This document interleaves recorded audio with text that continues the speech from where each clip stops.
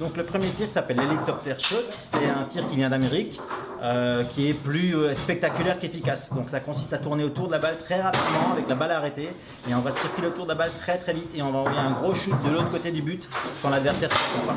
Voilà, donc le deuxième tir c'est un tir qui s'appelle le pull shot. C'est donc un tir en fait où on ne va pas pincer la balle avec le joueur, on va jouer avec le côté du joueur, on va la placer sur le côté et puis rester immobile et on va attendre le moment opportun pour tirer carrément de l'autre côté du but, donc on envoie un gros tir. Voilà. Au café en général, on voit déjà si on est doué ou pas doué, parce qu'on arrive à avoir un toucher de balle ou pas.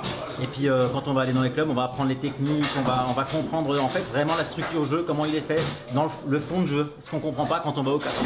Et du coup, on va s'améliorer à une grande vitesse. Hein. C'est vraiment très impressionnant quand on arrive en quelques séances, on commence à vraiment progresser comme toutes les formations en général. Et puis après, évidemment, si on veut monter d'un cran, il va falloir s'entraîner beaucoup, bien sûr. Alors moi, j'adore la technique, hein. Je suis un joueur très technique.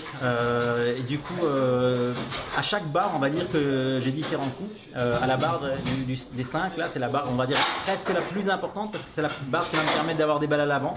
Je vais avoir au moins, on va dire, 50 combinaisons différentes.